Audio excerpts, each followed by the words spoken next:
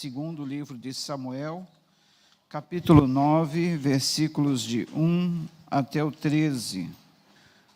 Então Davi perguntou: ainda resta alguém da família de Saul para que eu possa fazer o bem, por amor de Jonatas? Havia um servo da família de Saul chamado Ziba. Levaram-no à presença de Davi. O rei lhe perguntou: tu és Ziba? Ele respondeu: teu servo. O rei prosseguiu: não existe alguém da família de Saul para que eu possa demonstrar a bondade de Deus? Então Ziba disse ao rei: ainda há um filho de Jonatas, aleijado dos pés. O rei lhe perguntou: onde ele está, Ziba? Aliás, o rei lhe perguntou: onde ele está? Ziba respondeu ao rei: está na casa de Maquir, filho de Amiel, em Lodebar. Então o rei Davi mandou trazê-lo da casa de Maquir, filho de Amiel, em Lodebar. Então Mefibosete, filho de Jonatas, filho de Saul, veio a Davi e se prostrou com o rosto em terra e fez-lhe reverência. Davi perguntou: Mefibosete? Ele respondeu: aqui está o teu servo. Então Davi lhe disse: não temas, porque certamente serei bondoso para contigo, por amor de Jonatas, teu pai, e te restituirei todas as terras de Saul, teu pai, e tu sempre comerás a minha mesa. Então Mefibosete lhe fez reverência e disse: quem é o teu servo para tentares para um cão morto como eu? Então Davi chamou Ziba, servo de Saul, e lhe disse: dei ao filho de teu senhor tudo o que pertencia a Saul e toda a sua família. Tu cultivarás a terra com os teus filhos e servos e colherás dos frutos, para que o filho do teu senhor tenha alimento para comer. Mas Mefibosete, filho de teu senhor, comerá sempre à minha mesa.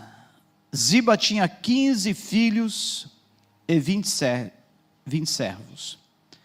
Ziba respondeu ao rei: tudo quanto o rei meu senhor mandar o seu servo fazer, lhe será feito. O rei disse: e Mefibosete comerá minha mesa como um dos filhos do rei. Mefibosete tinha um filho pequeno chamado Mica, e todos quantos moravam na casa de Ziba eram servos de Mefibosete. Mefibosete passou a morar em Jerusalém, por isso sempre comia a mesa do rei. Ele era aleijado de ambos os pés. Oremos. Senhor nosso Deus, que a tua palavra, como tem falado ao meu coração, fale também ao coração dos teus filhos, que nada impeça o recado da tua palavra de ser entregue nessa noite, Pai, e produzir o efeito para o qual essa palavra está proposta. Oramos para que a paz, a saúde, o bem-estar reine no coração de todos, não só dos que estão aqui, mas daqueles que estão assistindo essa transmissão, para que sintam-se bem ao receber a tua palavra, Pai, e ela possa produzir os efeitos nela transmitidos, Pai. Assim nós agradecemos e pedimos em nome de Jesus. Amém. Uma certa vez um jornalista fez uma visita a um hospício, aquelas casas de internação, que hoje não são chamados propriamente de hospícios, hoje são chamados casas terapêuticas, né? Que foram proibidos, mas ainda restam algumas no Brasil. Um jornalista foi visitar uma dessas casas e ele quis saber dos médicos qual o critério que eles utilizavam para internar uma pessoa. E eles responderam: simples, nós enchemos uma banheira de água e damos para o suposto doido uma canequinha e um balde. Dependendo da escolha do doido, da pessoa, a gente interna ele ou não. Aí o jornalista imediatamente disse: já sei. A atitude normal da pessoa seria esvaziar a banheira com balde e não com a canequinha, né? Que ele tinha que escolher qual dos dois ele ia usar para esvaziar a banheira: o balde ou a canequinha. Dependendo da escolha, eles internavam a pessoa. E aí, o que você escolheria? O balde ou a canequinha? Quem escolheria a canequinha? Vamos fazer um teste de saúde mental aqui. Quem escolheria a canequinha para esvaziar a banheira? Ninguém, ainda bem. Ufa. Quem escolheria o balde? Jesus. Pastora, dá uma olhada nisso. Quem escolheria o balde? Passa amanhã lá no consultório da pastora Sandra. Porque foi a resposta que o jornalista deu. É claro, ele falou, uma pessoa normal escolheria o balde para esvaziar a banheira e não a canequinha. O diretor do hospício falou, errou. Uma pessoa normal tiraria o tampão do fundo da banheira. Os que não optaram pelo balde já sabiam dessa, né? Já sabiam. Mas não fica preocupado. Até eu na hora pensei, é claro que é o balde. Mas não era. Por que eu introduzi essa ilustração? Fiquem preocupados não, quem escolheu o balde? Por que eu escolhi essa ilustração para iniciar essa pregação? Porque a vida, ela sempre oferece uma outra alternativa diante daquelas que nós temos. Você reparou que muitas vezes você está entre duas alternativas e parece que não tem mais uma outra, uma terceira saída? Né? O diretor do hospício simplesmente colocava a canequinha e o balde, escolha um dos dois para esvaziar a banheira. Mas não falava da terceira opção, que era certamente a mais lógica, tirar o tampão do fundo da banheira. E assim acontece na nossa vida, queridos. A vida nos oferece, nos apresenta alternativas, e nós muitas vezes estamos presos àquelas alternativas tradicionais. A vida me ofereceu essa ou essa alternativa, e eu vou ter que ficar com uma das duas, e não pensa que existe uma outra saída. Por que eu estou dizendo isso? Porque esse personagem desse texto que nós lemos, chamado Mefibosete, que por sinal Mefibosete é um nome muito interessante, o nome que significa, a palavra Mefi significa exterminação e destruição. Olha só, o nome do cara. A segunda parte da palavra, Bosete, significa vergonha ou vergonhoso. Já pensou? Porque na cultura hebraica, o nome era dado às pessoas de acordo com a característica, circunstância do nascimento, característica de alguma característica da personalidade da pessoa. E no caso de Mefibosete, talvez, eu não sei por que deram esse nome para ele, mas já pensou um cara ser chamado de destruição vergonhosa? Ou destruição vergonhosa? Ou exterminação vergonhosa? Já pensou você ser chamado por esse nome? Tu é uma destruição vergonhosa, cara. Já pensou? É duro, hein? Ele carregava esse nome. E além de carregar esse nome, ele foi morar no pior lugar do mundo até então conhecido, o pior lugar de Israel. Ele foi morar numa terra chamada Lodebar, que significa uma cidade sem pastagens, uma cidade sem atrativos, uma cidade sem futuro, tá? Uma cidade que ninguém gostaria de morar. Lodebar, destituída de beleza, destituída de significado, destituída de prosperidade, destituída de futuro, destituída de passagem. O prefixo lo significa sem. Debar significa pastagens. Uma cidade sem pastagens. Uma cidade sem recursos. Cidade pobre. Lugar esquecido. O cara, chamado destruição vergonhosa, vai morar num lugar totalmente sem recursos. E por que ele foi morar neste lugar? Ele era neto de um rei, ele era neto de Saul, filho de Jonatas, que pela lógica sucessória seria o próximo rei. Então, um neto de rei, tendo esse destino, a vida ofereceu para ele essa alternativa. Porque quando morreram Saul e Jonatas numa batalha, a mulher que era encarregada de cuidar dessa criança, ele tinha 5 anos, Mefibosete, carregou ele no colo para fugir dali, porque agora o rei era morto, o filho do rei era morto. A tendência era toda a família do rei ser morta. Para que esse menino de 5 anos não fosse morto, a mulher encarregada de criá-lo, cuidar dele, pegou ele no colo e correu. Na fuga, ele cai do colo da mulher e quebra os 2 pés. Ficou aleijado de ambos os pés. E foi levado para morar nesse lugar chamado Lodebar. Lugar sem nada, destituído de pastagens, destituído de recursos. Lugar que ninguém queria. E a vida então ofereceu para Mefibosete essas 2 opções. Ou ele permanecia lá no palácio do seu avô, que não era mais rei, e ali morreria, junto com todas as demais famílias do rei, ou ele iria para esse lugar chamado Lodebar, e ali permaneceria para sempre. Foram as 2 opções que a vida lhe ofereceu. E certamente lá nesse lugar Lodebar, as pessoas também diziam para ele: olha, não tem jeito para você, você vai ter que viver a vida toda aqui em Lodebar, morrer aqui, sofrer aqui, viver uma vida destituída de tudo que você possa imaginar, uma vida sem sentido. Lodebar é o seu destino, não tem outra opção. Então ele, pelas vias normais, não tinha escolha.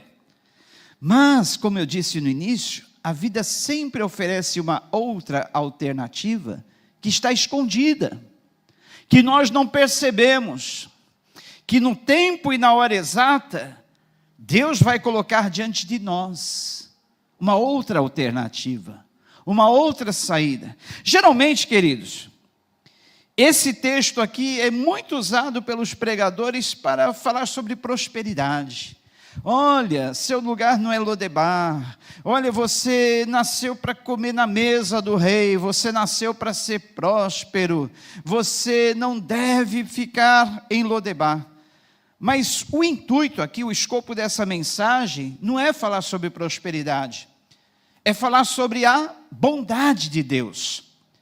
Porque Davi, chamando o seu servo Ziba, perguntou se não havia mais ninguém da descendência de Jonatas para que ele exercesse a Ezeque, que em hebraico é bondade.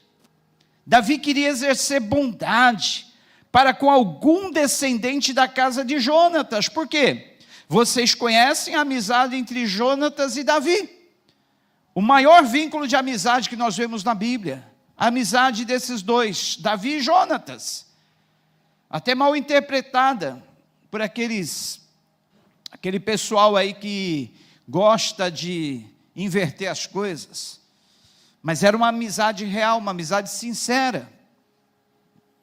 E Davi então quis exercer bondade para com o filho do amigo, que agora era morto.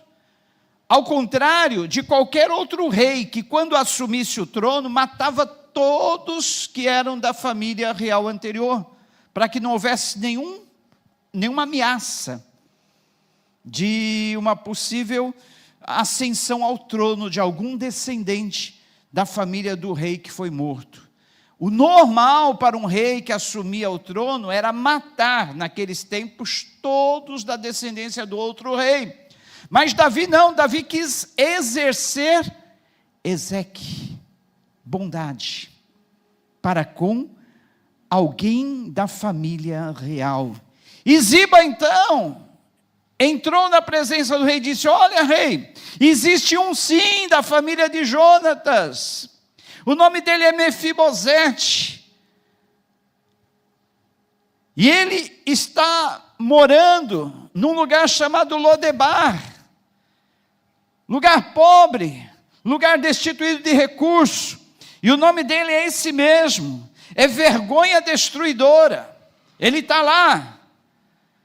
Davi então diz: manda chamá-lo, vá buscá-lo, pois ele comerá pão na minha mesa o resto dos dias da vida dele. E assim aconteceu. Mefibosete foi chamado ao palácio do rei e passou a comer pão na mesa do rei. Olha só, a outra alternativa que até então era desconhecida por Mefibosete. Ele que parecia que a sina dele, parecia que o destino dele seria esse, viver sempre lá em Lodebar, viver sempre lá esquecido, viver sempre aquela vida que ninguém queria viver, mas Deus tinha um futuro melhor para ele, amém? Deus tinha uma outra alternativa de vida, não era só aquilo que o mundo apresentava para ele, que as pessoas apresentavam, havia uma outra alternativa para Mefibosete.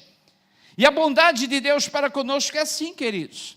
Nós, da mesma forma como Mefibosete, estávamos no Lodebar do pecado, no Lodebar da destruição, no Lodebar da vida sem sentido, no Lodebar da vida sem significado.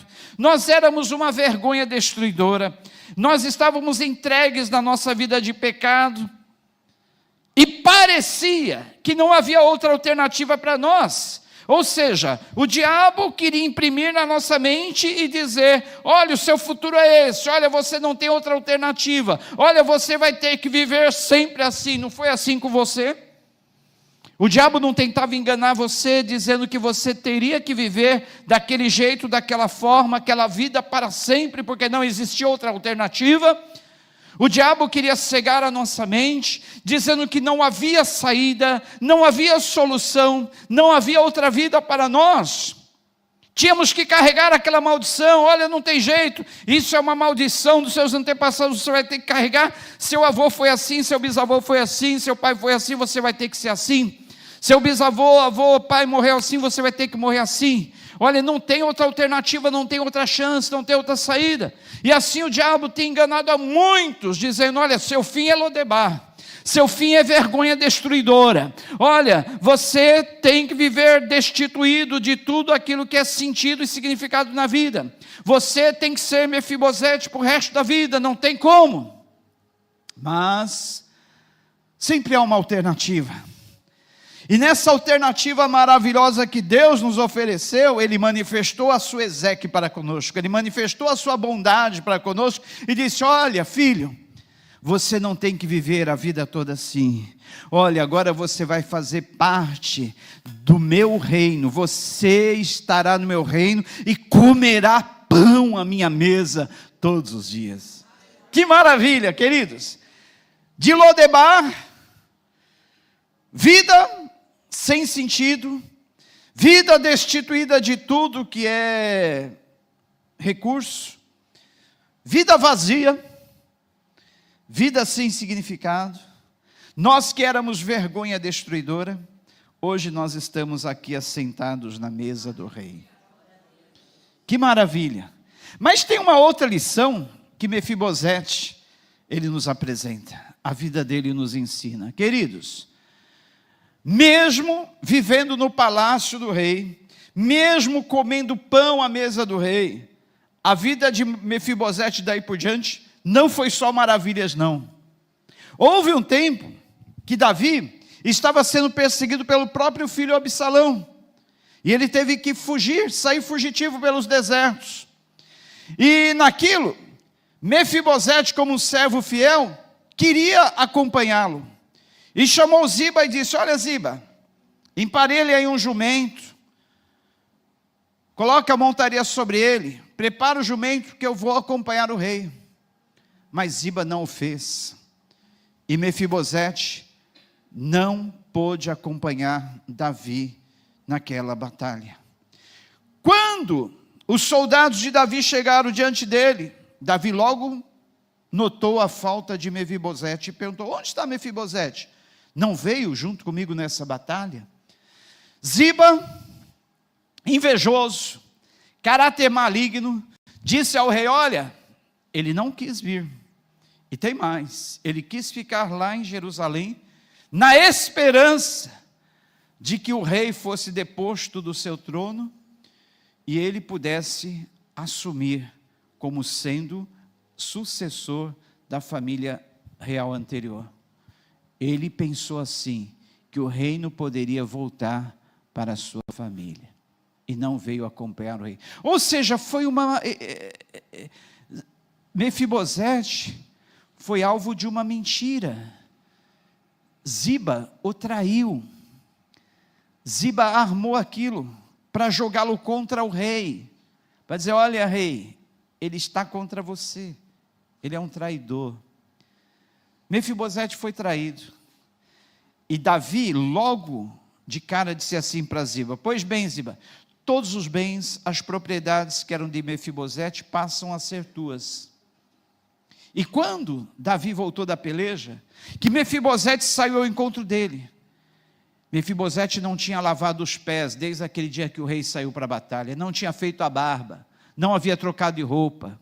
Mefibosete estava sujo, barbudo, os pés encardidos, e foi ao encontro do rei. Ô rei, que bom que o senhor voltou, rei. Davi disse: por que você não foi junto comigo na batalha, meu filho? Ele disse: olha, eu queria ir, mas Ziba não emparelhou o jumento, o cavalo, a minha montaria para que eu fosse, e como eu sou aleijado, eu não podia fazer isso sozinho, dependia dele. Davi meio que acreditando, meio que não acreditando, disse: pois bem, mas eu já dei todas as suas propriedades para Ziba, agora eu vou ordenar que seja dividida entre os dois. Não restituiu completamente as propriedades de Mefibosete, mas permitiu que fosse dividida com Ziba. E sabe qual foi a atitude de Mefibosete? Mefibosete, numa atitude humilde, mostrando que não estava interessado nos bens materiais, mas sim na amizade do rei, na companhia do rei, em poder estar na mesa do rei, disse: olha, fique para Ziba as minhas propriedades, o meu prazer é ter o rei aqui no palácio, e eu estar na presença do rei. Olha que atitude, queridos, que caráter maravilhoso o de Mefibosete. Dificilmente isso é enfatizado nas pregações sobre Mefibosete, sobre Lodebar. Mas o que eu quero dizer, o que a Bíblia quer dizer com isso, queridos, é que quando nós somos transformados, estávamos no pecado, no Lodebar, da vida sem sentido, da vida vazia, da vida sem significado, éramos uma vergonha destruidora. Deus se lembrou de nós, mesmo esquecidos, parece que é esquecido aos olhos do mundo, Deus se lembrou de nós, Deus nos chamou para sentarmos na mesa dele, Deus transformou-nos, Deus modificou a nossa vida, Deus nos restaurou, mesmo sendo aleijados, mesmo sendo desprezados, mesmo sendo inválidos, mesmo sendo naquelas condições que ninguém gostaria de amparar, Deus nos chamou para estarmos na mesa dele. E agora, qual é a nossa atitude? Como Mefibosete nós devemos ter um caráter transformado. Deus nos deu tantas bênçãos e nos dá tantas bênçãos, mas o melhor de tudo, como escolheu Mefibosete, não são as bênçãos que ele nos dá, não são os bens que ele nos concede, mas a presença dele. Mefibosete preferiu a presença do rei, estar à mesa do rei, do que todos os bens que ele possuía, que foram dados a Ziba. Falou: não, rei, fique os meus bens com Ziba. O que eu quero é a presença do rei aqui no palácio, o que eu quero é estar na presença do rei. Em tua presença, Senhor, eu quero estar. É isso que Mefibosete preferiu. E nós? Será que nós temos a mesma atitude de Mefibosete? Estávamos em Lodebar. Deus se lembrou de nós, nos trouxe a presença dele, nos cumulou de bênçãos, porque é natural, a pessoa que está na presença de Deus é abençoada, né? Ela já não gasta o seu dinheiro com porcaria, não gasta mais o seu dinheiro com bebida, com cigarro, com jogos. A tendência dela é prosperar, ela passa a ser uma pessoa mais trabalhadora, mais honesta nos negócios. A tendência é prosperar, a tendência é ir bem, a tendência é ela ter chances, oportunidades na vida e aproveitar essas oportunidades, coisa que não acontecia no tempo passado. Aí essa pessoa é próspera, é abençoada, com certeza, mas a felicidade, o contentamento dessa pessoa não está nos bens que Deus proporciona para ela, não está nas riquezas, não está na prosperidade, não está nas bênçãos, mas sim em poder desfrutar da presença do Rei, comer à mesa do Rei. Este é o seu prazer, esse é o seu deleite, essa é a sua maior alegria, estar na presença do Rei, comer na mesa do Rei. Se assim for, queridos, queridas, você está na posição certa, você tem a motivação correta, mas se você estiver na presença de Deus, se você saiu de Lodebar para estar no palácio, na mesa do rei, só interessado naquilo que o rei pode lhe proporcionar, naquilo que o rei lhe dá, está errado. O nosso caráter tem que ser transformado, à semelhança de Mefibosete, que preferia acima de tudo estar na presença do rei, comer pão à mesa do rei. E tem uma outra lição ainda, que isso nos leva, queridos, que é a seguinte: os dias sem pasto, porque Lodebar significa lugar sem pastagem, os dias sem pasto, os dias sem recursos, os dias destituídos de alegria, os dias vazios, serão transformados numa vida abundante, numa vida com qualidade, numa vida que é vida, a vida que Jesus oferece. Ele tem vida para nos dar. Portanto, se você ainda está em Lodebar, se você ainda está no lugar sem pastagens, no lugar destituído de recursos, Jesus tem vida. Esses dias vazios, esses dias de deserto, esses dias sem pastagem, serão transformados na sua vida em lugares prósperos, abundantes e cheios de alegria, cheios de felicidade, que é a nova vida que Jesus tem para nos oferecer, amém? Se você já está desfrutando de tudo isso, dê um glória a Deus por isso, amém? Porque esta é a vida que Jesus tem para dar. Eu vim para que tenham vida e vida em abundância. Uma outra lição que esse texto nos fornece, queridos: o pecado pode nos deixar aleijados, porém Deus tem o poder de nos restaurar. O pecado pode nos deixar aleijados, mas Deus tem o poder de nos restaurar. Mefibosete, além de morar em Lodebar, ficou aleijado de ambos os pés. É assim que nós éramos na nossa vida, sem Jesus. Num lugar sem pastagem, num lugar sem recurso, éramos uma vergonha destruidora e, além de tudo, aleijados. Sabe o que significa ser aleijado de ambos os pés? É você não poder andar por você mesmo. Ou seja, o diabo é que nos carregava. O diabo é que nos levava a fazer as coisas. Nós não tínhamos iniciativa própria. Nós não éramos livres para servir a Jesus. O diabo nos fazia de marionetes. O diabo nos levava para onde ele queria. Não era assim? Comigo era. Por 7 anos o diabo me carregou. E me levou a fazer coisas que era uma vergonha destruidora, me tornar uma vergonha destruidora. Porque eu estava aleijado, como você, como nós estávamos. Mas Jesus não olhou para isso. Ele nos olhou com a sua Ezeque, com o seu olhar de Ezeque, com o seu olhar de bondade. E disse: não, eu vou te tirar daí, eu vou te tirar dessa condição, eu vou trazer você para comer pão à minha mesa. E aqui estamos nós comendo pão na mesa do Senhor. E assim será por toda a eternidade. Queridos, aqui é só um começo. Aqui é só uma pequena amostra. essa paz, essa alegria, essa vida com sentido que nós já começamos a desfrutar agora, é só uma pequena amostra do que nós seremos e teremos na eternidade.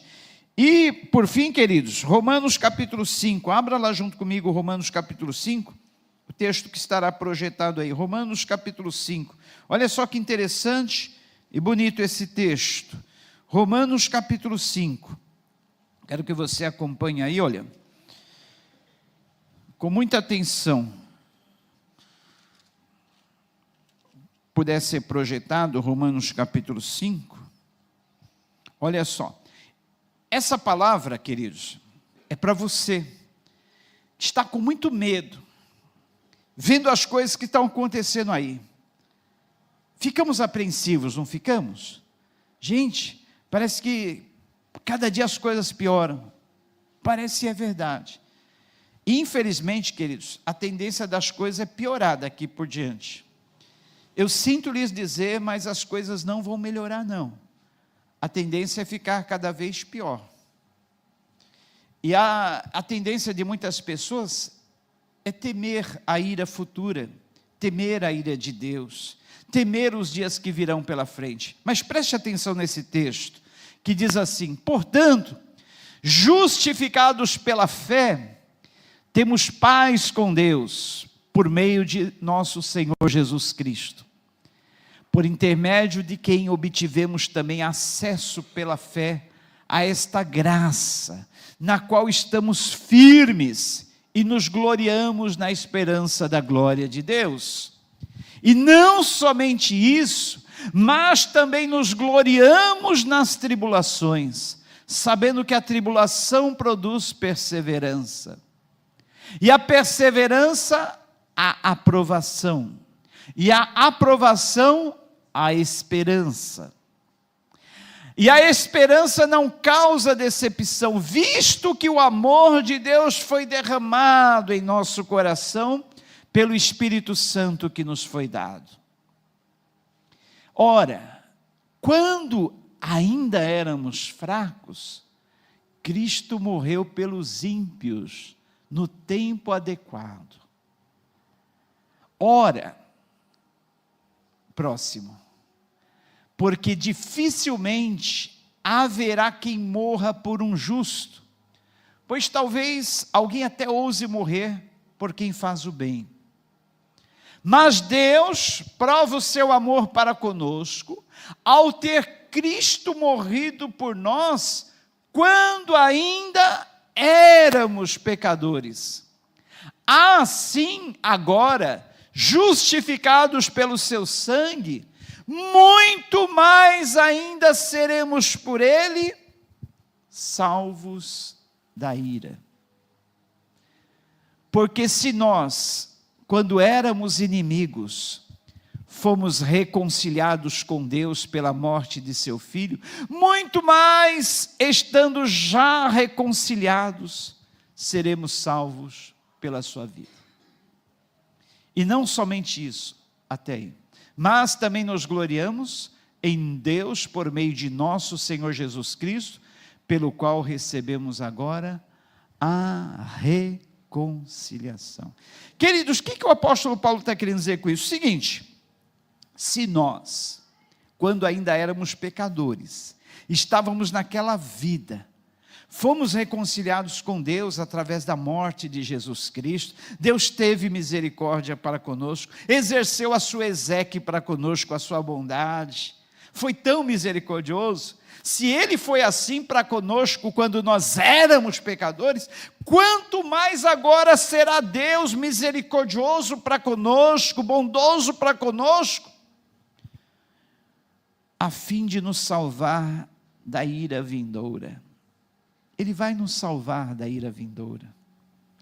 A tribulação pode passar sobre nós, mas não nos atingirá. A prova disso, que é uma prova maior do que aquele testemunho que eu contei, nessa destruição aí que houve no Rio Grande do Sul, Deus avisou o servo dele, um senhorzinho de 72 anos, que iria levá-lo. E o Senhor sonhou com uma enchente, sonhou com águas, e avisou a família toda: Deus vai me levar, em 3 dias, se despediu da família. E deixou até um recado para ele orava a Deus que quando ele morresse, ele queria que os animais dele, eram 2 cachorros que ele tinha de adoção, que ele queria levar os cachorros, que ele queria que Deus levasse também os cachorros, não deixasse os cachorros ficar, porque ninguém ia saber cuidar dos cachorros como ele cuidava. E o que aconteceu naquela enchente, queridos? Foi que quando a água encheu a casa desse senhor, ele foi levado por Deus antes de ser afogado. Porque quando fizeram o exame, o laudo do exame para constatar a morte dele, não foi por afogamento. Foi uma parada cardíaca antes do afogamento. Ele não se afogou. Porque o ML tem condições de descobrir a causa-morte em casos como esse. Quando é que se deu o último momento de respirar? Se entrou água no pulmão, quando ele estava respirando. Mas não. Deus não permitiu que ele passasse por aquele sofrimento de estar afogando. Deus o levou antes que as águas o cobrissem. Olha só o cuidado paternal e amoroso de Deus. Deus não podia evitar, aliás, ele poderia, mas Deus não quis evitar que aquela tragédia acontecesse. Por que não sabemos e não cabe a nós julgarmos. Mas Deus, sabendo que o servo dele estaria ali, preparou o meio de levá-lo, sem que ele sofresse aquela tribulação. E assim eu acredito que acontece conosco nesses últimos dias. Por pior que seja a tribulação que venha sobre esse mundo, Deus pode até permitir que nós passemos pela tribulação, mas não permitirá que a tribulação nos atinja, ou que venhamos a sofrer através dessa tribulação. Deus nos arrebata. Na hora do sofrimento, podemos passar pelas tribulações da vida. Sim, normal, natural. Mas Deus, no seu infinito amor, no seu cuidado paternal para conosco, não vai permitir que venhamos sentir as dores. Por que, queridos? Olha, vou te contar uma coisa. Você sabe por quê? Nessas execuções de cristãos, eles encapuzam os cristãos? Eu descobri isso, eu não sabia. Por que eles encapuzam os cristãos na hora, por exemplo, que os cristãos são metralhados, ou jogados, ou de alguma forma são executados? Vocês sabiam por quê? É porque eles perceberam que os cristãos, na hora da execução, eles ficavam com um semblante tão lindo, tão cheio de paz, irradiava tanta tranquilidade, que as pessoas ficavam admiradas com aquilo. Falavam, olha, o Deus dessas pessoas deve ser real. Por que no momento da morte tão atroz, da morte tão cruel e violenta, eles estão irradiando paz, eles estão irradiando alegria? Lembra-se da morte de Estevão? Estevão estava sendo morto por apedrejamento. Imagine uma morte por apedrejamento, como que ela é? Você começa a receber pedradas, a princípio pedradas pequenas, no rosto, em todas as partes do corpo, depois vem aquelas pedras maiores. O rosto da pessoa numa situação como essa, seria um rosto de terror, espanto, medo, dor.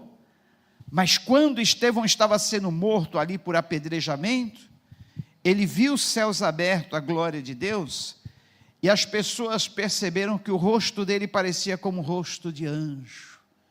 Ele irradiava paz, ele irradiava serenidade, tranquilidade, mesmo naquela situação. E assim aconteceu, desde os primórdios da igreja, até os dias de hoje, quando em muitos países cristãos são executados. Só que eles encapuzam as pessoas, os cristãos, para que os outros não vejam o semblante de paz, de serenidade, de tranquilidade, a paz que só o príncipe da paz pode promover em situações como essa. Então, queridos, não tema o momento da ira que está para vir sobre esse mundo. Se você está na presença de Deus, se você está comendo pão à mesa do rei, o Senhor, que teve bondade, misericórdia para com a tua vida, quando você ainda era pecador, mais ainda agora terá misericórdia pela tua vida. e vai te poupar dos sofrimentos. A tribulação pode até passar por você, você pode até passar pela tribulação, mas você não vai sofrer a dor da tribulação. Entende o que eu quero dizer? Por isso, queridos, que eu acredito que Deus não retirará a igreja desse mundo antes da tribulação. Eu creio que nós passaremos pela tribulação, mas sem sofrimento, porque Deus poupa-nos como poupa um pai poupa a seu filho. Jesus morreu por nós, sendo nós ainda pecadores, exerceu a sua misericórdia, sendo nós ainda pecadores, muito mais agora seremos por ele salvos, porque a ira é para o mundo aí fora, os horrores da ira, mas para nós, queridos, ele vai nos dar a paz. Por que ele permite que cristãos ainda sejam mortos em países como Coreia do Norte, China e outros países que o evangelho não tem liberdade? Ele permite que os cristãos passem por isso, mas mesmo os cristãos passando por sofrimento, ele dá uma paz, ele livra da dor. Queridos, os cristãos da antiguidade eram mortos pelos leões na arena. Enquanto eles tinham pedaços do seu corpo arrancados pela boca dos leões, eles cantavam louvores. Eles não estavam sentindo nada, acreditam. Quando eles morriam na fogueira, eles até pediam, não precisa nos amarrar. E eles levantavam as mãos para o alto, adoravam, louvavam a Deus, mesmo sendo mortos na fogueira. Quando ainda hoje são mortos, fuzilados, eles morrem com alegria. Ainda que decapitados, ainda que enforcados, eles morrem com alegria. Porque Deus nos livra na hora da tribulação. Deus não permite que os seus servos sintam a dor da tribulação. Vocês acreditam nisso? E o sangue derramado pelos cristãos perseguidos, mortos nessas condições, mostrando e irradiando aquele semblante de paz, servem de testemunho para as pessoas que ainda não conhecem a esse Deus, que ainda não conhecem a bondade desse Deus. Então fique para nós esse texto, queridos, para finalizarmos. Deus, sendo nós ainda pecadores, morreu, enviou Jesus, demonstrou o seu amor por nós. Cristo morreu em nosso favor quando ainda éramos pecadores. Como agora fomos justificados por seu sangue, muito mais ainda por meio dele seremos salvos da ira de Deus. Seremos salvos da ira de Deus. Diga junto comigo, seremos salvos da ira de Deus. Que a ira de Deus é para o mundo, gente, não é para nós. A ira do mundo, a ira de Deus é para o mundo, para as pessoas que hoje rejeitam seu amor, mas para conosco amor e bondade. Se quando éramos inimigos de Deus, fomos reconciliados com ele mediante a morte de seu filho, quanto mais agora, tendo sido reconciliados, seremos salvos por sua vida. Diga junto comigo, seremos salvos por sua vida. Seremos salvos por sua vida. Agora vamos colocar no tempo presente, somos salvos por sua vida. Somos salvos por sua vida. Somos salvos por sua vida. Você é salvo pela vida de Cristo. Glória a Deus. Cristo é real. Cristo é real. O amor dele é real. É real. E não apenas isso, mas também nos gloriamos em Deus, por meio de nosso Senhor Jesus Cristo, mediante quem recebemos agora a reconciliação. Recebemos a reconciliação com Deus. Queridos, nada mais importa. Não é o fato de nós sermos abençoados, agraciados com toda sorte de bênçãos, porque nós somos abençoados com toda sorte de bênçãos, não é verdade? Somos. Mas não é isso que deve ser o motivo da nossa alegria. O motivo da nossa alegria é poder comer pão à mesa do rei, é poder desfrutar da presença dele, é estar na presença do rei todos os dias da nossa vida.